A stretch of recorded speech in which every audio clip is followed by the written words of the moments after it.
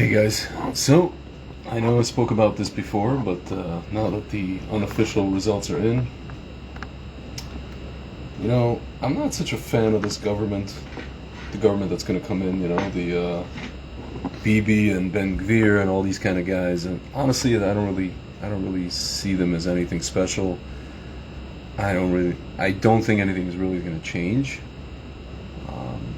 The only thing I think it might change if Ben Gvir is put in power is the way that police do their jobs with respect to terrorists and all these kind of things. But I don't know. That remains to be seen. What's interesting to me, though, guys, is watching the reaction. Especially if you go on Twitter, of these kind of left of center Israelis, whether they be Sabras or people who recently made Aliyah to Israel.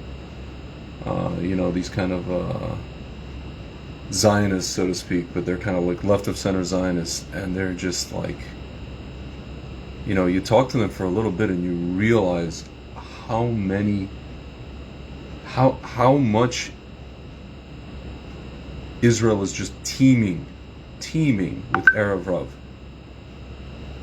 People who talk about Judaism, they're talking about like certain people who are an affront to Judaism. This person is an affront to Judaism. Ben Gvir, this guy, that guy. These people don't know the first thing about Torah. They don't know the first thing about Judaism. They don't know the first thing about anything. And somehow, everybody's an extremist. Everybody's a, troglodyte. Everybody's this. Everybody's that. Zealot. Ladies and gentlemen, you know who the zealots are? Who the real zealots have been? Who've been really zealous about their stuff, their ideology? It's been the people who have been running Israel for the past basically 70-something years. Sorry guys, I was just hanging out with my cat for a little bit. Decided to shed on me. Don't shed on me.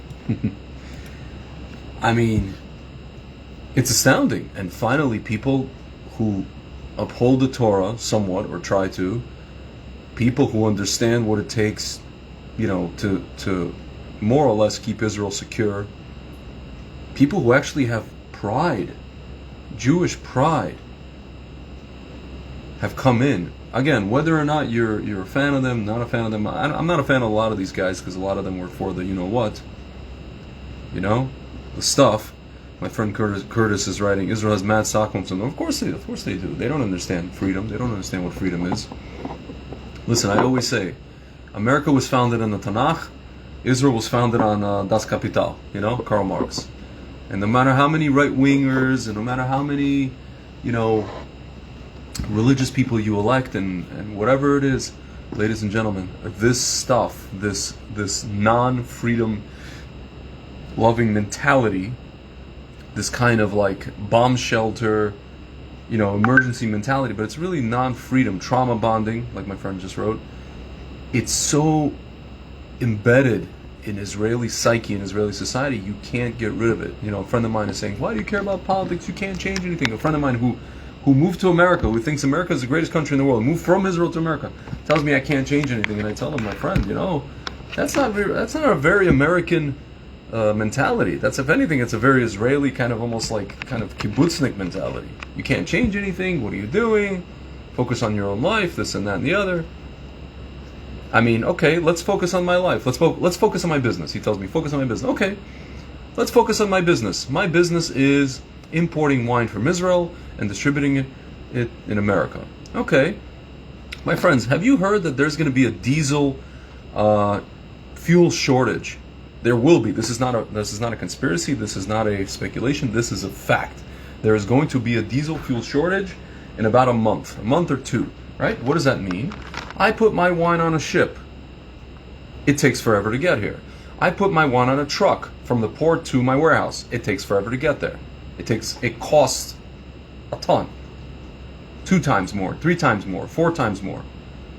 I have to deliver wine to my customers, let's say direct to consumer shipping. However it gets delivered, FedEx, however, it costs double, triple, quadruple, ladies and gentlemen. I have to pass that cost either to myself or to the customer, or I have to share the cost with myself and my customer.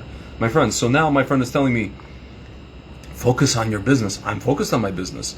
Just so happens that the people that are in charge are killing my business directly. What do you want me to say? What you want me to sit around and keep my mouth shut? Not raise awareness about it? Not have people, I don't know, pour out into the streets and come at the people that are so-called leaders with pitchforks and what is it called? And torches?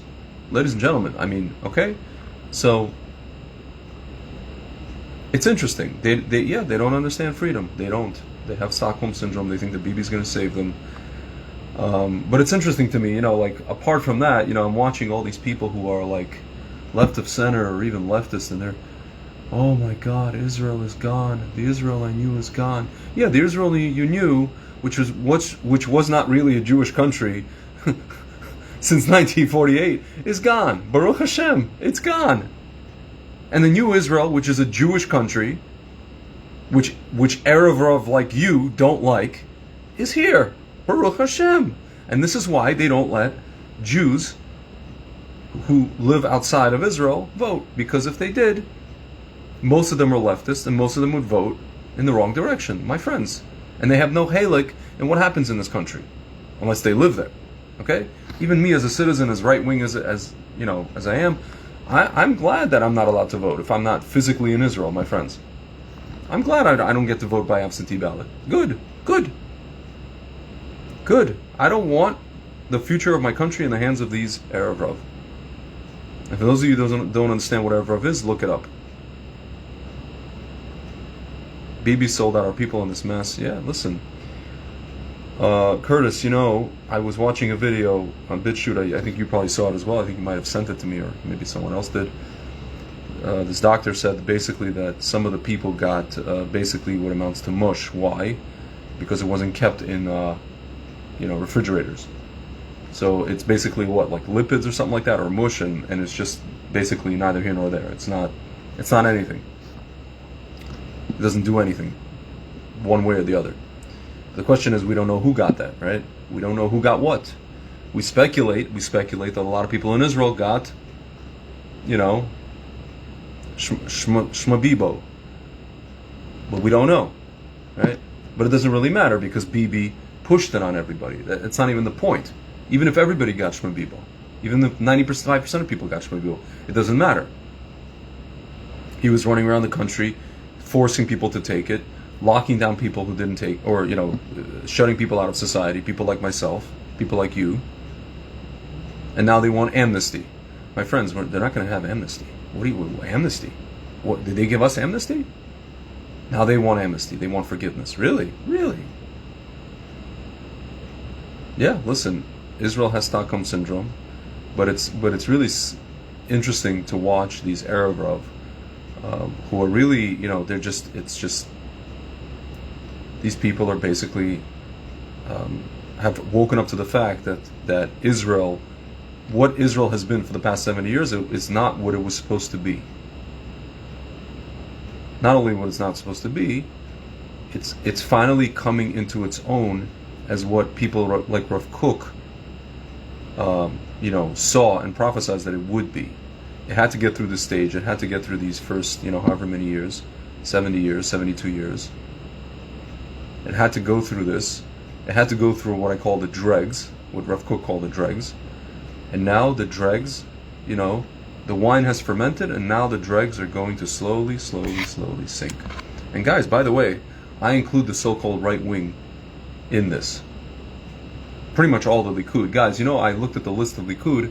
They basically took that Ethiopian guy. He was the only one that said anything about this stuff.